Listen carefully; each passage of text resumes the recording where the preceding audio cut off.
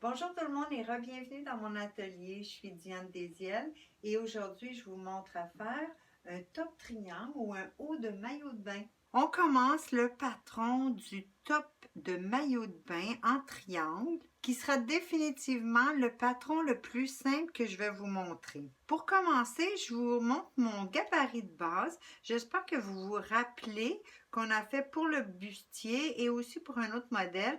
On avait tracé la circonférence approximative du sein. Sur les gabarits de base, on trace pour un bonnet B et la mesure du rayon est de 7,5 cm.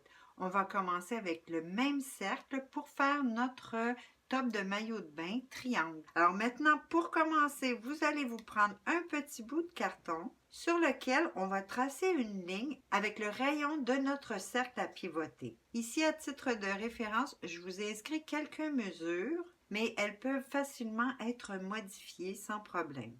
Alors, pour un haut small ou petit ou un bonnet A, on peut utiliser un rayon de 6,5 cm.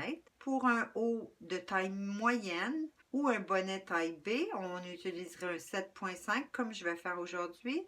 Pour le large ou un bonnet C, on pourrait utiliser 8,5 et pour le extra large ou le D, vous pourriez utiliser 9,5 cm. Maintenant, vous allez prendre votre haleine à patron et percer les deux extrémités de votre ligne. Maintenant, toujours avec votre haleine à patron, vous allez entrer la pointe dans un des deux trous et le placer au centre de votre papier. Ensuite, vous allez prendre votre crayon et pivoter l'autre extrémité de la ligne et tracer le cercle tout autour. Une fois le cercle tracé, votre haleine à patron devrait avoir laissé une trace pour le centre du cercle et vous allez placer votre règle et tracer une ligne de haut en bas. Maintenant, sur la ligne droite, vous allez mesurer en haut du cercle 1 cm et en bas du cercle 1,5 cm. Ensuite, à l'équerre sur notre ligne centrale, au bas, vous allez tracer une ligne à l'équerre de chaque côté. La prochaine étape, on va la faire deux fois. On va se placer à l'équerre de la ligne du bas, puis on va tracer une ligne à l'équerre qui touche le côté du cercle et on fait la même chose une deuxième fois de l'autre côté. Ensuite, on va faire encore une fois la même chose deux fois. On va venir ajouter 3 cm de chaque côté. Maintenant, on rejoint les points. Alors, on va tracer une ligne du 1 cm remonté jusqu'au 3 cm. Puis, on va faire la même chose de l'autre côté. Vous voyez maintenant votre triangle. On va maintenant courber les côtés et le bas pour donner encore un peu plus de matière. Alors, sur les deux lignes verticales, vous allez venir mesurer au centre de la ligne environ 1,7 cm. Maintenant, on va tracer les courbes. Alors, je prends ma coupe française. J'ai l'habitude de tracer cette ligne en deux étapes, du bas jusqu'à la demi. Puis, je retourne la règle et je vais tracer la partie du haut. On a une dernière petite courbe à faire pour la partie du bas où de notre 1,5, on va mesurer un autre 1,5 cm pour pouvoir courber et rejoindre les deux autres côtés de triangle. Puis on va courber de la même façon qu'on a fait pour les deux autres côtés. Pour ce haut triangle, on n'a pas besoin de valeur de couture. Par contre, on aura besoin d'un ourlet en bas qu'on va utiliser comme une coulisse pour passer le cordon d'ajustement. Cette coulisse que je vais ajouter parallèle au bas, je vais la faire également de 1,5 cm. Maintenant, pour fermer le petit bout qui est ouvert encore ici, je veux que vous veniez à l'équerre sur une des deux lignes du bas, touchez le 3 cm et on trace à l'équerre. Maintenant, voici mon patron que j'ai juste découpé tout autour. J'ai aussi fait l'écran de chaque côté de la ligne de 1,5 du bas parce que ça, c'est la partie qui va être repliée pour former le tunnel pour passer le cordon.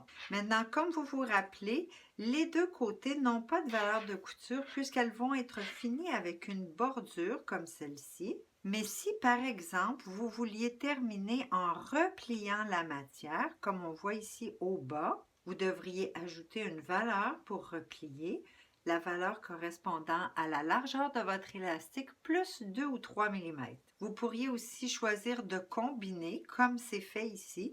Alors d'un côté, vous pourriez avoir le repli et de l'autre côté, pas de valeur de couture puisque vous le termineriez avec la bordure. Alors dans ce cas, valeur de couture d'un côté et pas de l'autre. Une fois le patron de la matière principale terminé, on voudra sûrement faire le patron pour la doublure pour pouvoir y insérer soit un petit push-up ou une forme de fond. Alors pour faire votre doublure, vous allez prendre votre patron final. Moi, je vais donner l'exemple avec mon patron dont la finition est avec bordure de chaque côté. Alors pour faire la doublure, vous allez retracer exactement le même patron, mais cette fois sans l'ajout de 1 cm au bas. Alors ça sera une première épaisseur de doublure. Ensuite, pour la deuxième épaisseur, on retrace à nouveau la pièce de doublure, mais cette fois, on va lui créer une petite ouverture.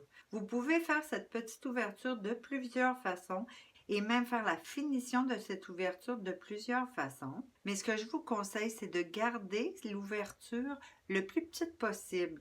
Alors ici, juste à titre de référence, j'ai mesuré 6 cm au bas et 10 cm vers le haut, ce qui m'a donné cette ligne.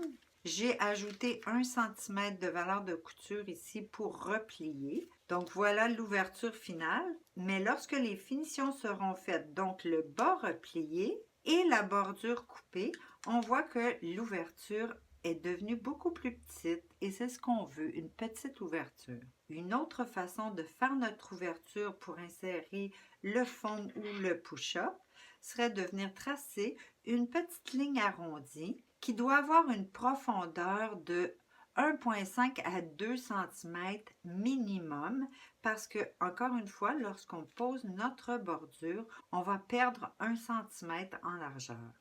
Je vous montre ici une finition où le petit rond a environ 4,5 cm de large et à partir du bord, presque 2 cm de profond. Ici, on a simplement replié environ 5 mm et cousu avec un point zigzag. J'espère que vous pourrez voir cette deuxième finition où le rond est beaucoup plus profond et la finition a été faite avec un point de surjet très serré ou très rapproché. Ici, la profondeur du cercle est environ de 2,5 cm et la largeur 2 cm plus ou moins. Alors voilà le plus simple patron à réaliser. C'est tout pour aujourd'hui. J'espère que vous avez apprécié. Merci d'avoir été là et à la prochaine.